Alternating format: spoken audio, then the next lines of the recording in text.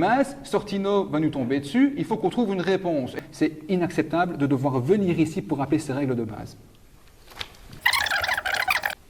Monsieur Sant est chef de groupe de notre groupe politique au niveau du Conseil d'action sociale. Il est également membre du bureau permanent, c'est-à-dire de la plus haute autorité du CPAS. Et Monsieur Sant a fait une demande qui était très simple. Vous lui avez fait une présentation sur le plan de cohésion sociale et il a demandé d'avoir la présentation PowerPoint pour avoir un peu plus d'informations et lire à son aise les informations chez lui. Jusque-là, rien de bien fou, hein. Et puis, on lui a répondu, et c'est la direction générale du CPS qui lui a répondu, je cite, « L'agent a demandé à sa hiérarchie qui ne lui a pas donné l'autorisation de diffuser la présentation. » Donc on a un membre de l'administration qui s'adresse à la plus haute autorité politique de l'institution dans laquelle elle est, et on lui répond, « Tu sais quoi, tu as demandé une présentation, tu ne l'auras pas. Tu ne l'auras pas parce que la hiérarchie d'un agent communal l'a décidé. » Ça, c'est le contexte. Et donc, je porte le point à l'ordre du jour du Conseil communal, et je remercie M. Fontaine pour sa réponse.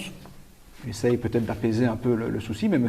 Fontaine m'a dit qu'à aucun moment, donc M. Fontaine, donc le directeur général faisant fonction de la commune de Bassange, donc la plus haute autorité administrative de l'agent qui aurait refusé à M. Sant d'avoir accès à la présentation, M. Fontaine nous dit à aucun moment la hiérarchie n'a ordonné de ne pas transmettre ces documents. Donc il dit en fait l'inverse de la directrice générale du CPAS. Par hiérarchie, il précise, parce que c'est peut-être là qu'on va avoir une piste de solution, par hiérarchie, j'entends chef de pôle et moi, la chef de pôle était d'ailleurs en congé. Donc visiblement, le blocage ne vient pas au niveau de l'administration, il est peut-être politique. Ma question, Tom, est-ce que c'est toi, en tant que président de CPS, qui a bloqué la présentation? Je voudrais juste savoir si tu as des raisons particulières qui le font, ou si ce n'est pas toi, dis-le nous, et qu'on sache qui, dans l'administration, refuse des présentations aux conseillers de l'action sociale, sachant que c'est, à mon sens, complètement inadmissible, c'est contre-productif, ça crée des conflits qui n'ont absolument pas leur place dans une démocratie qui veut travailler avec transparence. Alors, non, ce n'est pas moi qui ai refusé de document, mais dans un premier temps, on a décidé de ne pas le transmettre pour une question de RGPD, mais après avoir été penché souvent sur la question, nous pouvions le transmettre. Donc c'est pour ça que M. Sant a reçu par après le document. Donc si je comprends bien, toi, en tant que membre du bureau permanent dans ton analyse juridique, c'est-à-dire au même niveau que lui, tu as le droit d'avoir accès aux données en vertu du RGPD, mais pas lui. Explique-moi un petit peu juste... Je n'ai pas reçu le document non plus. Ah non, tu n'as pas reçu non plus. Et donc ça veut dire que la directrice générale du CPS, elle a le droit d'avoir accès aux données personnelles, mais ceux qui décident politiquement n'ont pas le droit. C'est ça le raisonnement de l'administration? C'est passé lors de la présentation du PC qui sont venus lors du conseil de l'action sociale. Voilà, je pense que toutes les informations étaient claires. Non, c'est pas clair. Simplement, ne pas voulu transmettre une question de RGPD qui avait les photos, les prénoms, etc. Mais voilà, par la suite, nous avons vu qu'il était possible de transmettre, nous l'avons transmis. Qu'est-ce qu'a dit votre DPO par rapport à ça? Donc en fait, vous avez un avis du DPO qui vous dit qu'il ne pouvait pas transmettre?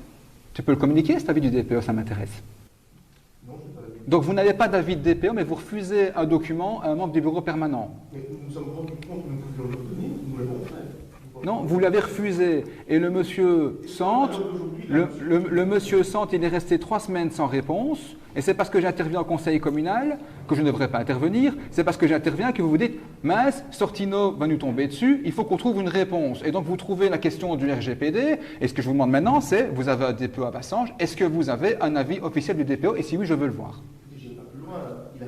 Donc il n'y a pas d'avis de DPO. Donc il n'y a pas d'avis de DPO, si je comprends. Alors moi, je vais être très clair par rapport à ça, je vais terminer mon intervention.